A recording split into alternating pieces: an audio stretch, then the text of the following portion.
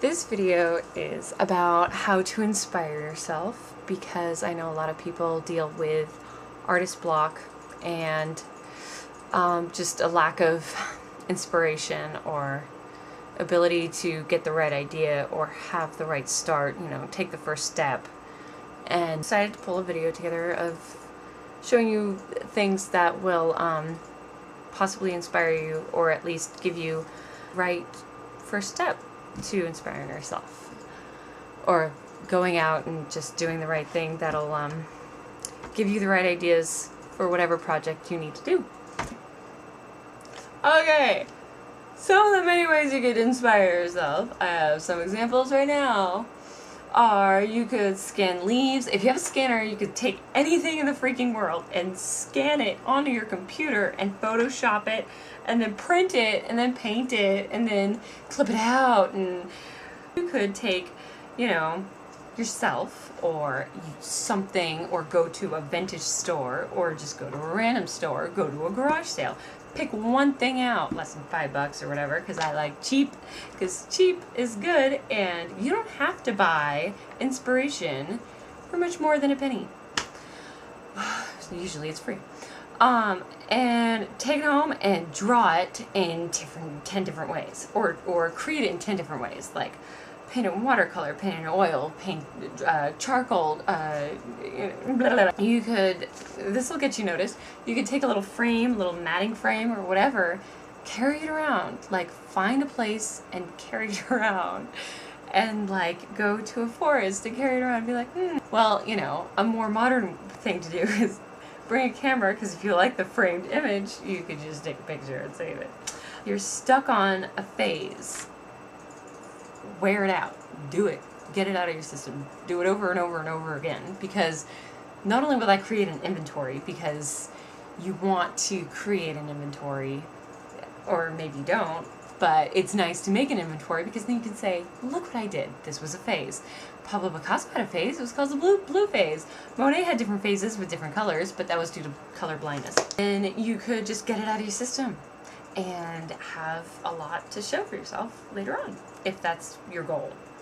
Another thing that you could do is like a thing on rotation, word of the day, on this day in history, yada yada yada, recipe of the day, whatever, whatever kind of inspiration you're looking for, you can find it on rotation online or in a book or those little calendar things or whatever. All of that is fairly inspirational.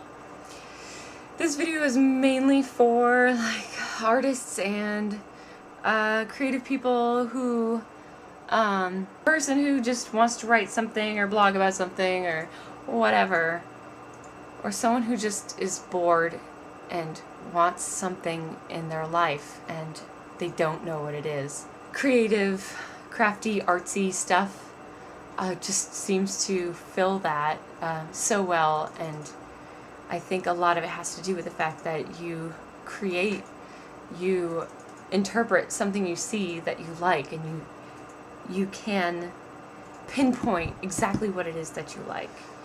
So one part of the practice is to gather inspiration, and the other part of the practice is to interpret it and tell yourself why you like it. And the third part is to recreate it with your own spin. So yeah. So these are a few things that I like to do.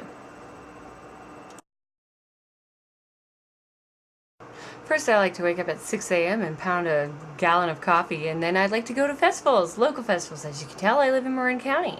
So there's Sausalito Festival, then there's Northern California, all over Northern California. You can find any kind of festivals. I went to the Marin Art Festival for the first time this year, and that was awesome.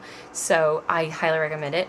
Go and pick up their printed materials. They have marketing stuff everywhere, business cards, postcards, brochures, posters, what have you, and you can just pick them up, talk to the artists. They're right there. They want to talk to you, or they want to sell stuff too, but hey, they want to express themselves in many ways, among any others, like communication. So go to these things, do the studio tours, do the festivals, and get to know all the other artists. You can seek inspiration from other people. If you don't have the answer, they might. So Go to these books. These books, even the old ones, are like either 25 cents at your library or free at a garage sale or whatever. They're old, new, what have you, and they have tons of stuff. You can just rip stuff out, and just, if it's yours, and keep it. Find your favorite local artist. This is mine. I have several more. Mott is cool. Pick things up everywhere you go. They're free. Guess what? Paper's everywhere. So pick it up. If you like it, pick it up. And then tell yourself why you like it. I like all of these things. Design magazines are awesome, especially if you get them for 25 cents at your library or from your teachers or whoever has your friends, whatever. If they're just getting rid of them, grab them. Some of them are free, some of them are cheap, some of them are really expensive, but they're full, jam-packed of experience, with experience and just lots of cool, touchy things. You touch it, you grab it, rip it out, keep it, whatever, look at it forever. They have amazing inspirational stuff. Art magazines, grab stuff from all over. I grabbed a Southwest Art. I don't usually like that stuff, but it's great. Local magazines have your local artists. I had no idea this guy was local. Marin Magazine is awesome. Open it up. Even their ads are cool. If you don't have a National Geographic in your abode, then I'm just sad for you. Go to Goodwill or whatever. Go somewhere. Pick it up. Local arts are so awesome. You can go anywhere. There's local arts everywhere you go. Everywhere. It's ridiculous. It's like all accessible and really cool, and just artists want to be noticed, so you just go and notice them and be inspired. Fine arts. Okay, go to museums. Go to your local museum. You know, San Francisco has tons. Go and pick it up. Galleries. I like to go to Sausalito and Tiburon and San Rafael. San Francisco has tons. Then there's the Gallery Expo in San Francisco. I picked up tons of stuff. Look at all that stuff. I mean, I've held on to that for like years. Look at all of that. All of these are different artists. It's all inspirational. I love it all. This is from Northern California. It's lots of fun. And these are cool fonts. I don't even know where I got this. I mean, like, you can grab stuff everywhere you go. It's free. I mean, I'm a cheap person. And look at these books. You can get books at Goodwill. You can get books at garage sales. These I got at like the clearance section of Borders.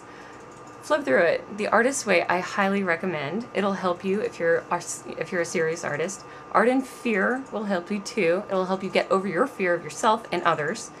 It will kind of help you break through and really just, you know, want to break out there. Capping for the Creative Mind I got from my wonderful friend Melissa. Get it, read it, love it. Read it before you go to bed. Actually, don't do that. Read it in the morning. Art 365. I wish I had more time to do this. This is a lot of fun. Flip through it every day. Put it on your pooper. Read it every time you go to the bathroom. I don't know. It's a lot of fun. And then I love this book, The Art of Looking Sideways. And this is me looking sideways. It's a really cool graphic design book. It's just like kind of a mishmash. It's like popcorn for your brain. It's like just fun. Just digest it.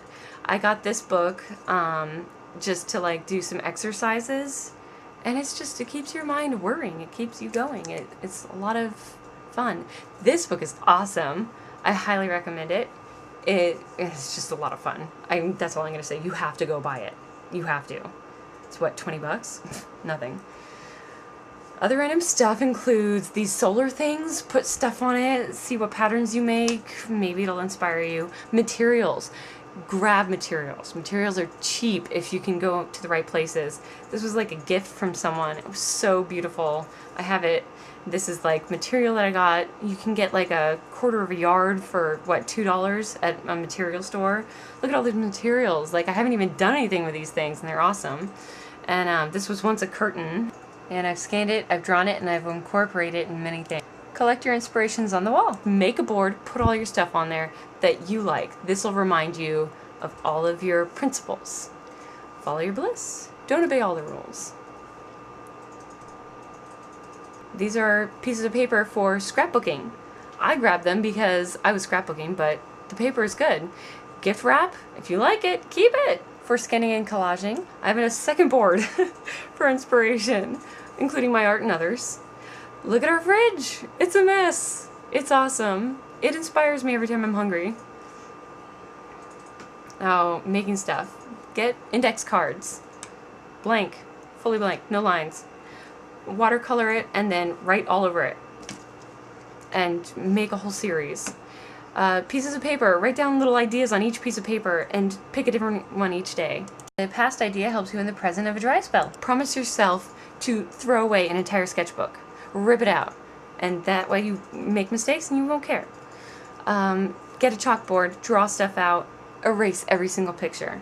You won't care. Don't judge yourself. Don't fear any mistakes. Make mistakes.